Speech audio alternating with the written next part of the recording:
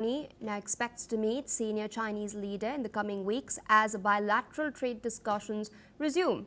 Carney has also acknowledged the long-standing tensions between Canada and China and has stated that Canada is seeking broader engagement with Beijing. Listen in. Our Foreign Minister, Minister Anand, is arriving in Beijing basically as we speak, and will be meeting with her counterparts, and I expect to meet the senior Chinese leadership in the coming month or so, and we'll continue those discussions, and we'll see where the trade relationship evolves. Thank you. Earlier in August, Chinese officials imposed preliminary anti-dumping duties on Canadian canola, which again was a development that came a year after Ottawa announced 100% tariffs on Chinese electric vehicles.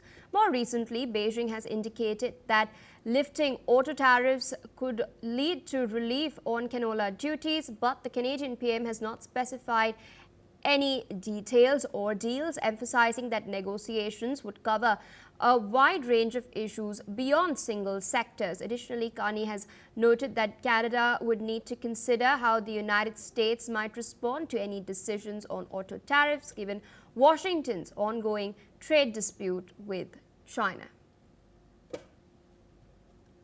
This is the latest that we're tracking as far as this story is concerned. Canada's Prime Minister Mark Carney is expecting to meet senior Chinese leaders in the coming weeks as bilateral trade discussions are set to resume. With us on the broadcast is Mr. Andrew K.P. Leung. He's a strategist focusing on economy and policy as far as China is concerned. Thank you so much for taking our time and speaking to us on NewsX World.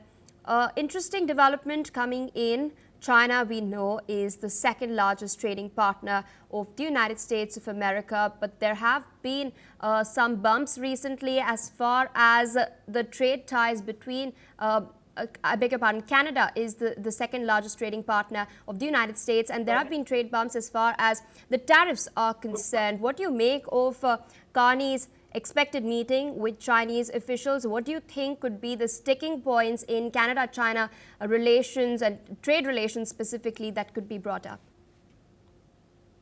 There are a number of threads in these dynamics that need to be unpacked to understand what's going on. Firstly, of course, as you pointed out, China is not the world's largest trader, the largest manufacturer by far. And it's also the central of the global supply and value chain. And not only rare earths, but if you look at any products, all any supermarkets across the world, Chinese products are predominant. And then even though products not made in China, China's been embedded in it in terms of materials, components, and also logistics. The world's the top container ports out of the top 11 are in China. So that's one dynamic. The other dynamic is that there is a existential rivalry between the United States and China for global dominance, for global influence. Whereas the Trump administration is using the tariffs a kind of a sledgehammer to force China into maybe to defeat China's rivalry, but then China's found a counterweight, a very powerful counterweight in terms of its dominance on rare earths. So I think that there is a tussle there. So that's the second dynamic. And the third dynamic, of course, China's pivoting to other countries, including Canada, including European Union, including Global South, and then the other countries in the Global South, in Canada, and the European Union, they also want to recalibrate their relationship with China because, again, President Trump's tariffs sledgehammer is hitting them as well. So again, they want to defend their interests, but that they are less able to counter Americans' coercion compared with China. But also they want to exploit China's potential. Not that they would like to embrace China entirely, but they want to develop a more constructive relationship to hedge their bets. All right, sir, requesting you to stay on with us. Speaking of recalibration of ties, we're now learning that Chinese Foreign Minister Wang Yi met with Swedish Foreign Minister Maria Malmer Stenergard in Beijing. Now, during the meeting, both sides agreed that rebuilding mutual trust through face-to-face dialogue was essential. China has stated that it is ready to expand trade and investment cooperation with Sweden and plans to introduce a visa-free policy for Swedish citizens in order to boost travel and cultural exchange as well. Now, the talks itself coincided with the 75th anniversary of China-Sweden diplomatic relations as well, with both sides pledging to strengthen collaboration in technology, green development and innovation.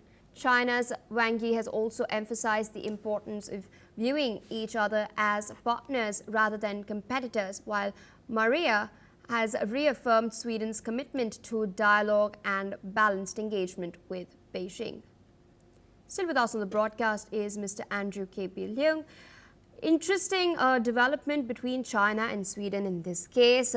Both sides are looking at rebuilding trust after years of strained relations. What do you make of Sweden's move to now recalibrate its ties with China, taking into context, as you pointed out, the impact of tariffs on the global supply chains?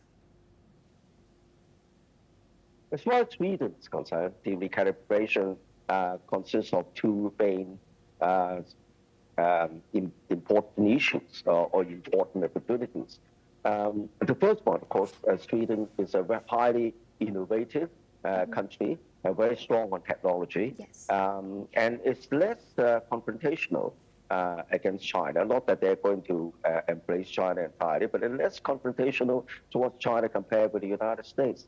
And secondly, the emphasis on tourism suggests that points to China's strategy of growing its soft power by promoting a greater understanding between people, involving people-to-people exchanges in academia, in tourism. Hence, even before the recent trade war, the latest trade war, China already opened up this tourism and giving dozens of Western countries. Indeed, and you've spoken about tech. We do know that both the United States and China, their economic battle is not just over the rare earths, but broadly also over tech at large, data security. The battle for sixth-generation tech, artificial intelligence is also increasing day by day. This is, of course, something that we are going to be looking out for very, very soon. With that, I'd like to thank you, Mr. Andrew K.P. Leung, for taking out time, sharing your analysis with us on NewsX World. With that, viewers, we're shifting our focus to Panama.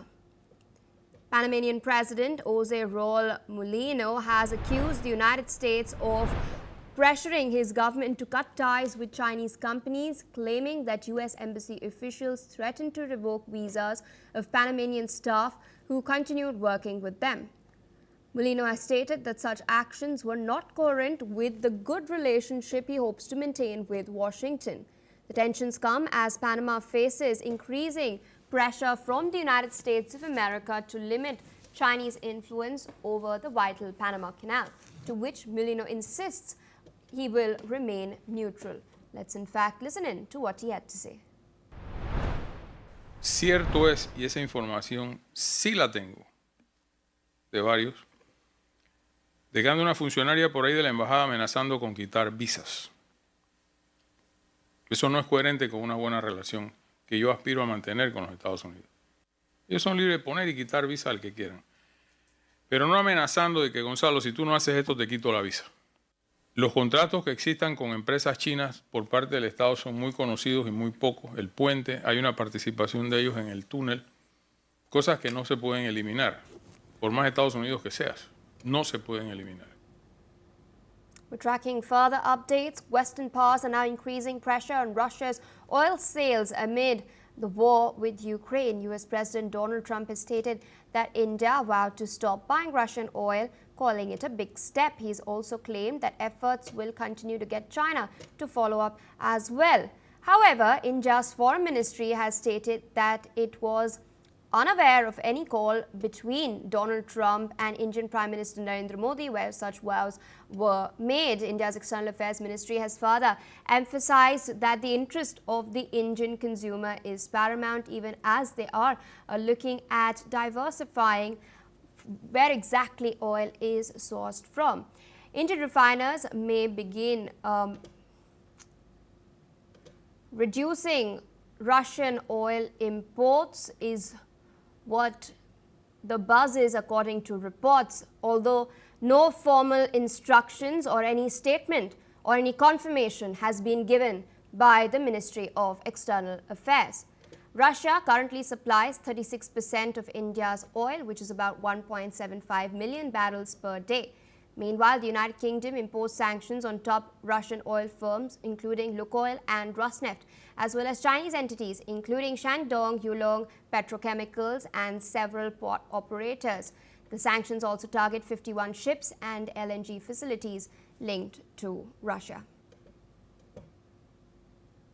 That's a wrap on the